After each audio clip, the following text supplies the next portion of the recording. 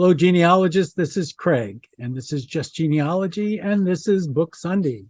And yet another Sunday without any new books at Heritage Books. Well, a ton of new books, but none of them are brand new. A while back, I got a 5-volume, and this is just a piece of it because it's about that tall,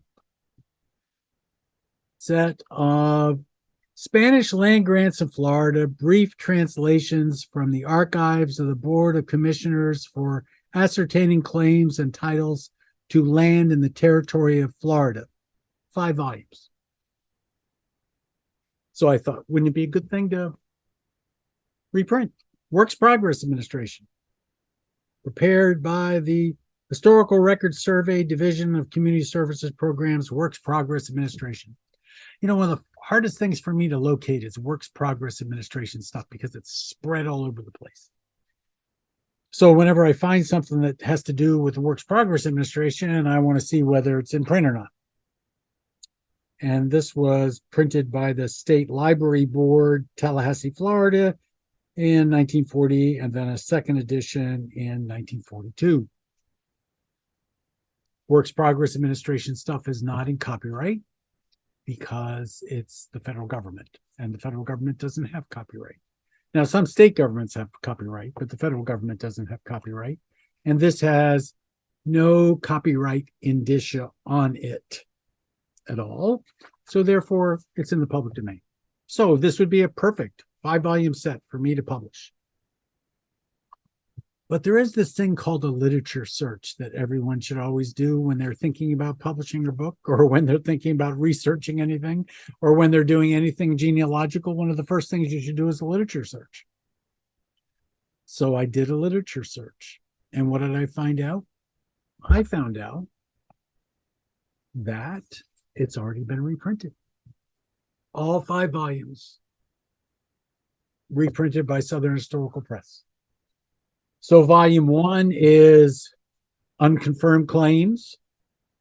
Volume 2 is Confirmed Claims A to C. And of course, volume 3 would be Confirmed Claims D to J. And volume 4 would be Confirmed Claims K to R, and volume 5 would be Confirmed Claims S to Z. So they're in alphabetical order. So what is this all about? So let's go to the first volume and see what it has to say. And what it says is,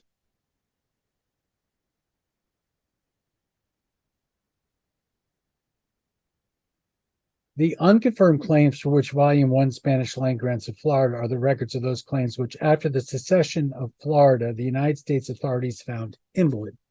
No, the word's invalid. But it was a nice try, Craig. Confirmed claims make up the remaining volumes of the series.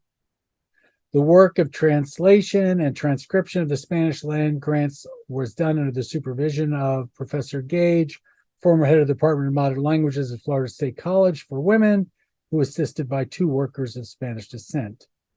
The original documents of foolscap size comprise a linear footage of 11 feet and 5 inches. The work of translation and transcription required about 3 years. Every scrap of writing was examined and included, and every name mentioned, whether governor, grantee, attorney, witnesses, register, notary, surveyor, or chainbearer. The spelling in the original manuscript has been preserved. The form in which the claims appear in present volume is that adopted by the translation and follows somewhat closely the form to which the manuscripts are now filed. Each separate document is numbered, is followed by S or F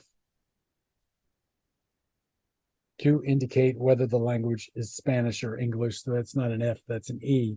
It's just an ugly looking E.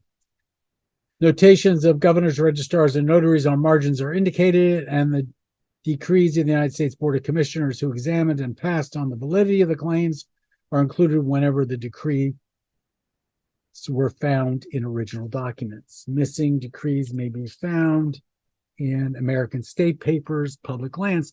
By the way, that's also published by Southern Historical Press. References to which are given in all but a very few instances. While practically every claim appears in some form in the above mentioned publication, the great majority are shown as more abstracts in tabular form without the supporting evidence, which gives to the present volumes its interest and value.